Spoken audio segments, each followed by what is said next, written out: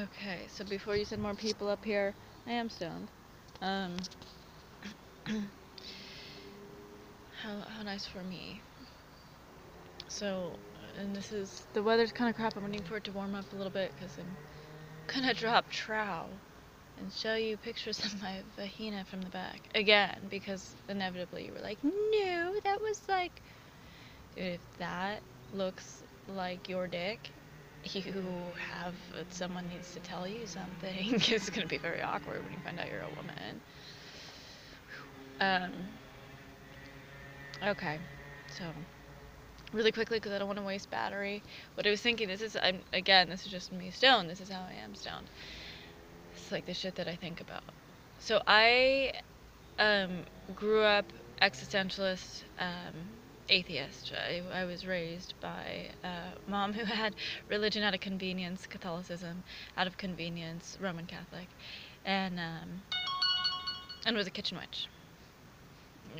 If you, it's just someone that is one, but sort of informally, and knows what they're doing around the kitchen with spices, herbs, and is doing conjuring, but it's not necessarily deliberate. Um, and my father is a shaman. That's why he still lives on a hill and like sends out his vibrations or whatever. But he's afraid of magic. It's not that he doesn't believe; it's that he's afraid of it. Having to do with past life shit, actually. But or he's a powerful shaman. He's afraid of his own power. Or my mom is not afraid of her own power. That's the problem. So, yes, I do have that background. Yes, I do have witch blood.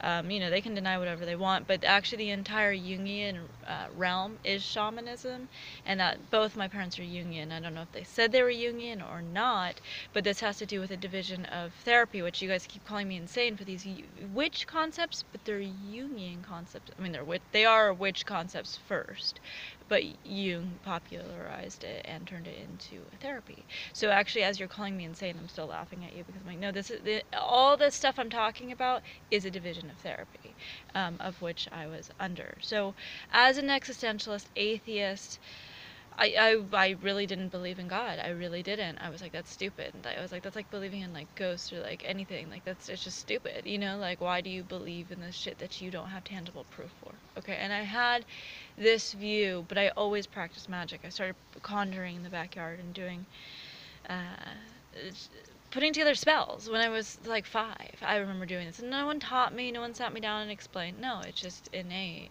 And practicing dreaming and realm hopping in the dream world and practicing Jungian concepts. So this was my influence was Jung and these unofficial witches, but one too lazy, one too afraid to commit. Um, and and you can practice magic as an atheist. You absolutely can. And the way that I did that, I was very psychologically minded. I started studying the subconscious when I was 5. Um, is you say, well, anything that you give power to becomes a concept becomes a thing, because it is like quantum physics. Even a watched particle changes its motion when it's watched, which means consciousness and the way we perceive things does have an actual effect. So that is magic, okay? So that's how I can do that.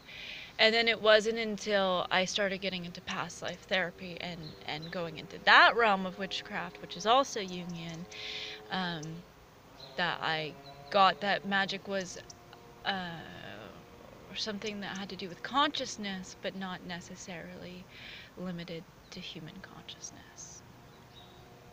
And then it all started. I started understanding that there were other forces, that there's other things going on, that, God is an influence, and all these other aspects of God are an influence, because I think it's all a reflection of God. I think God is every face. I don't think God is one thing.